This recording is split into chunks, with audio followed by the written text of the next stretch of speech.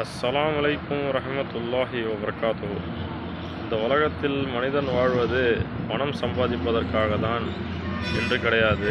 இந்த உலகத்தில் ஒவ்வொரு மனிதனும் வாழ்வது தன்னுடைய தேவைக்கு சம்பாதிப்பதை போக மிச்சத்தை ஏழைகளுக்கும் ஏழை எளியவர்களுக்கு தானம் செய்ய வேண்டும்.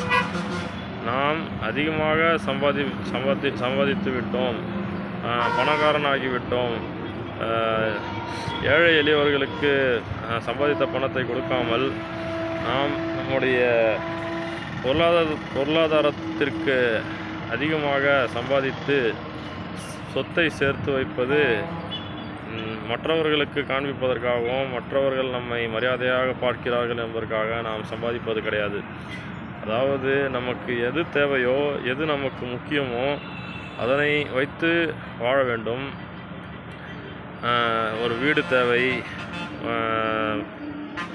பிறகு நமக்கு ஒரு வாகனம் தேவை, அதை போன்று நமக்கு என்னென்ன தேவையோ அதனை வைத்துவிட்டு அதிகமாக பணம் இருந்தால் அதனை ஒரு வங்கியிலோ அல்லது ஏழை எளியவர்களுக்கோ கொடுக்க வேண்டும்.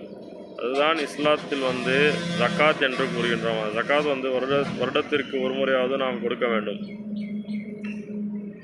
இந்த உலகம் எப்படி இருக்கிறதுனா, சுய நலம் பிடித்து அலைகின்றார்கள் எல்லாரும்.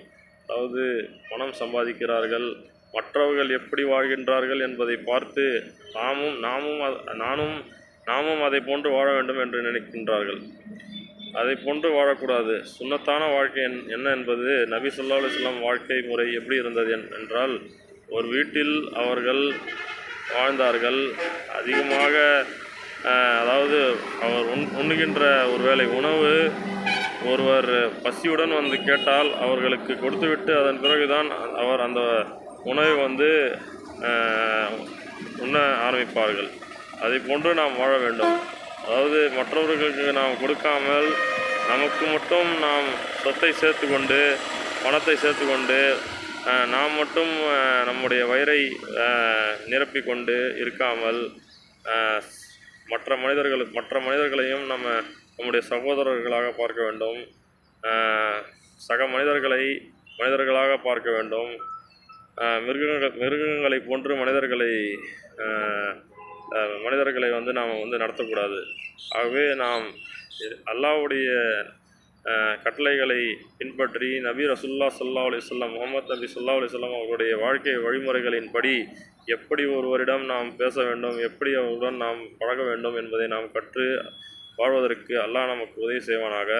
அல்ஹம்துலில்லாஹி ரப்பில் ஆலமீன்.